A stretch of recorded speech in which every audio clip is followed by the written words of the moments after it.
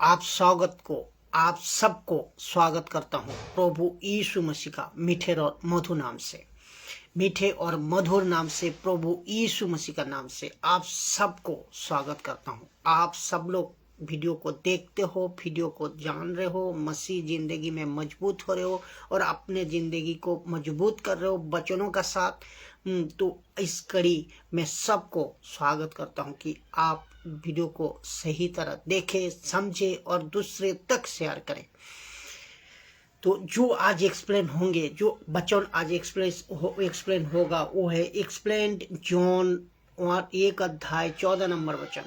John अध्याय number 1 14 number वचन, 14 number वचन, अध्याय नंबर 1 जॉन। तो यीशु मसीह के देहोधारी के बारे में, यीशु मसीह के देहोधारी के बारे में देखते हैं क्या लिखा है। जॉन 1:14 नंबर वचन। और वचन देहोधारी हुआ, और वचन देहोधारी हुआ और अनुग्रह और सच्चाई से परिपूर्ण होकर हमारे बीच में डेरा किया, और हमने उसकी ऐसी महिमा देखी कि जैसे पिता के एकलौते की महिमा, पिता के एकलौते की महिमा। अभी सिर्फ देहोधारी का ऊपर मैं बात करूंगा, देहोधारी का ऊपर बात करूंगा। देहोधारी आपको याद होगा कि लूसीफर पृथ्वी पर, इस देहोधारी को कॉन्सेप्ट को समझने के लिए आपको मैं याद दिलाऊं कि इस लूसीफर ने, आपको याद होगा लूसीफर ने पृथ्वी पर कम से कम 4000 साल प्लस 400 साल, और इसका मतलब 4400 साल, आदम से लेकर यीशु तक 4000 साल, और मलाकी से लेकर आपका क्या कहते हैं, मलाकी से लेकर मत्ती तक 400 साल, और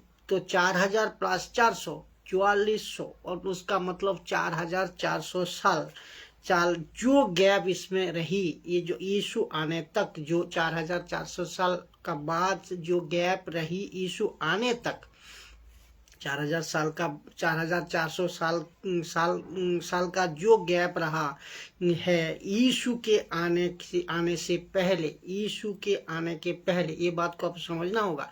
ये 4400 साल का जो गैप रहा है यीशु के आने के पहले, उसके पहले लूसीफर ने, उसके पहले, उसका मतलब यीशु आने तक जो गैप है, इस गैप में लूसीफर ने देहों में, आपकी देहों में, मनुष्यों का शरीर में, आपकी देहों में अर्थात फ्लेश में मनुष्यों की देहों में वो सब कुछ कर चुका था। जो इसका मतलब जितने भी गहरी पाप, जितने भी पाप का लेवल, जो भी काम है वो जितना कर सकता था वो कर सकता था। लूसीफर ने वो सब कुछ किया, इसी गैप में सब कुछ किया। ये मनुष्यों का देहों में जो कुछ करना था, पाप की तरफ से, पाप का काम को जितने करना था उस सब कुछ उस देहों में किया। और उसने किया कि मनुष्यों के, कौन, लूसीफर ने ये किया कि मनुष्यों के देहों की खूब इस्तेमाल उसने किया। कौन? लूसीफर ने, शैतान ने। तो यीशु ने कहा, अभी पाठ, यीशु ने कहा अगर तू, कौन शैतान को कह रहा है, तू मनुष्यों का देहों को इस्तेमाल किया है तो मैं यीशु उसी देहों में आऊंगा, उसी देह में जो पाप से बिगाड़ दिया था लूसीफर, जो पाप से बिगाड़ दिया था मनुष्य जाति को, जो पाप से खत्म कर दिया था, पूरी अंधकार कर दी थी देह को, उसी देह में मैं यीशु उसी देह में आऊंगा और तेरे किंगडम को और तेरे राज्यों को मैं खत्म करूंगा। और उसने ये सब किया। आप सब जानते हैं, बच्चों कहते हैं कि यीशु का देहोधारी होना, फ्लेश में आना, उसका सबसे बड़ा इम्पोर्टेंट कारण है शैतान का काम को नाश करना, शैतान का काम को नाश करना। तो मरकुस का किताब 16 अध्याय 17 नंबर वचन देखिए, याद होगा कि यीशु ने कहा कि जो भी विश्वास, जो भी इसमें किसी का पर्टिकुलर नाम नहीं। जो भी इंसान विश्वास करेगा उसकी ये निशानी होगी। पहले क्या, जो भी इंसान विश्वास करेगा उसकी पहली निशान क्या होगी? चमत्कारी नहीं। चमत्कारी करेगा ये नहीं। उसकी पहली निशान क्या? भाषाओं में बात करेगा वो नहीं। उनकी पहली निशान क्या होगा? मुर्दे जिंदा करेगा वो नहीं। उसकी पहली निशान होगा कि वो दुष्ट आत्माओं को निकालेगा। वो दुष्ट आत्माओं को निकालेगा। उसका मतलब यहाँ प्रूफ होता है कि यीशु का देहोधारी होने का मेन कारण, मेन मकसद, मेन इम्पोर्टेंट चीज शैतान का अंधकार कामों को नाश करना। पौलुस कहते हैं अपने मिनिस्ट्री में, इफिसियों 6 अध्याय 10 नंबर वचन के अनुसार कहते हैं, पौलुस कहते हैं हमारी लड़ाई हड्डी मांस का नहीं। इफिसियों 6 अध्याय 10 नंबर वचन, पौलुस कहते हैं हमारी लड़ाई हड्डी मांस से नहीं परंतु अंधकार ताकत की साथ है। अंधकार ताकत कौन लाया था? इब्लीस, शैतान। इससे लड़ाई है। हमारी लड़ाई हड्डी मांस की, मनुष्य से नहीं, शरीर से नहीं। इसका मतलब आप समझे, परंतु अंधकार ताकत की उसके साथ है। तो जो मनुष्य के शरीर में काम करता है, तो अंधकार शक्ति मनुष्य का शरीर में जो काम कर रहा है, गलत काम, गलत चीज, गलत व्यवहार, गलत कुछ, सब उसी से लड़ाई है। इसीलिए लिखा है कि सारे हथियार बांध लो। कहाँ? अपने शरीर में सारे हथियार को बांध लो अपने शरीर में। ये सब आत्मिक बातें हैं, ये आपको समझना होगा। आत्मिक दिख से आत्मिक बनना पड़ेगा, जिसके ऊपर वीडियो में बना रहा हूँ। इसी वजह से आपका आंखें खोले कि लेकिन यीशु का देहों में प्रकट होना, यीशु देहोधारी होना, और ये साबित करता है कि शैतान ने मनुष्य का देहों में काम किया था। शैतान ने मनुष्य का देह में काम किया है, और अंधकार शक्ति की और पाप की, गलत काम की, शैतानी ताकत की, उसको यीशु ने खत्म किया। और यीशु ने ये काम किया कि इस वचन का मेन इम्पोर्टेंट है देहधारी। शैतान ने जो सारा पाप काम मनुष्य का देह में कर चुका था और अभी भी कर रहा है, जिसके चलते पूरे मानव जाति एक व्यक्ति पाप में घुस चुके, गिर चुके, अर्थात पाप कर चुके हैं। इसी मनुष्य को, पाप को कैसे मानव जाति को बचाए? क्योंकि मनुष्य पाप किया, पूरे मानव जाति पाप की। इस मनुष्य का पाप से उद्धार मनुष्य खुद नहीं कर सकता है, या कोई भी लकड़ी, पत्थर, मूर्ति, सूरज, चंद्र और तारे, जितने सितारे जो भी है, जिसको भी कुछ कर लो, उससे नहीं धुल सकती है मनुष्य की पाप। नहीं कर सकता है मनुष्य, ना अपनी पाप की माफी, ना दूसरे मनुष्यों का माफी दिला सकता है। मनुष्य नहीं दिला सकता है, छुटकारा नहीं पा सकता है मनुष्य।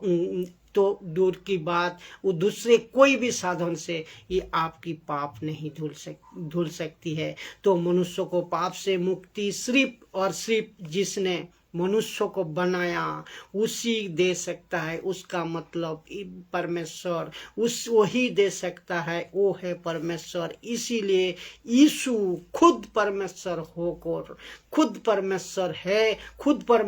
होकर देहोधारी होकर मनुष्य का अंदर शैतान का सारा पाप काम को वहीं से, जहाँ पाप मनुष्य का देह पाप हो गया था, पाप में भर चुका था, वही पापी देह में परमेश्वर खुद अपने देह लेको वहीं से ही पैदा हुआ, मरियम का गर्भ में। आप सब जानते हैं, अंदर शैतान का काम को खुद नाश किया और देहों में मरकर क्रूस पे बलिदान होकर पूरे मानव जाति को पाप से छुड़वाया, पाप से रक्षा की, और आत्मा में तीसरे दिन फिर आत्मा में देहो में मरा, और आत्मा में तीसरे दिन जी उठा। इसीलिए तो परमेश्वर एक ही मौका दिया है कि जो कोई मुझ पर विश्वास करेगा वो उद्धार पाएगा, वो उद्धार पाएगा, वो अनंत जीवन पाएगा, वो उद्धार श्राप मुक्ति उसको मिलेगी। यीशु का सुसमाचार पर विश्वास करेगा वो बच जाएगा। तो पाप से मुक्ति, श्राप से मुक्ति, अनंत जीवन की अधिकारी होगा जो यीशु पर विश्वास करेगा। लेकिन कुछ मुस्लिम यीशु मसीह को खुदा या उसका बेटा नहीं मानते, या परमेश्वर बोलकर नहीं मानते। ये कहते हैं कि यीशु पैगंबर है, यीशु नबी है। ये उनका कॉन्सेप्ट है, उनका किताब में लिखा होगा शायद, लेकिन क्या उनको कुरान में लिखा होगा ये शायद। लेकिन बाइबल में इतना वचन है, इतना स्क्रिप्चर है, इतना वाक्य है जो कि यीशु मसीह 100% मनुष्य बनकर आया था, और यीशु मसीह 100% परमेश्वर था, परमेश्वर है और परमेश्वर रहेगा। तो वो लोग मानने को लिए राजी नहीं कि यीशु मसीह खुदा है, कि मनुष्य बनकर कैसे आ सकता है। अगर परमेश्वर यीशु मसीह है, वो कहते हैं कि मनुष्य बनकर कैसे आ सकता है। इसीलिए ये पूरी तरह आत्मिक बातें हैं, आत्मिक लोग ही समझ सकते हैं। आप अपना शरीर की शारीरिक दिमाग से परमेश्वर का बात को, परमेश्वर का शिक्षा को, परमेश्वर का वचन को आप नहीं समझ सकते। मैं चाहता हूं कि इस विषय को आप समझे, कि मैं चाहता हूं कि इस विषय का खुलासा देने का मैं प्रयास करूंगा, कि जैसे आप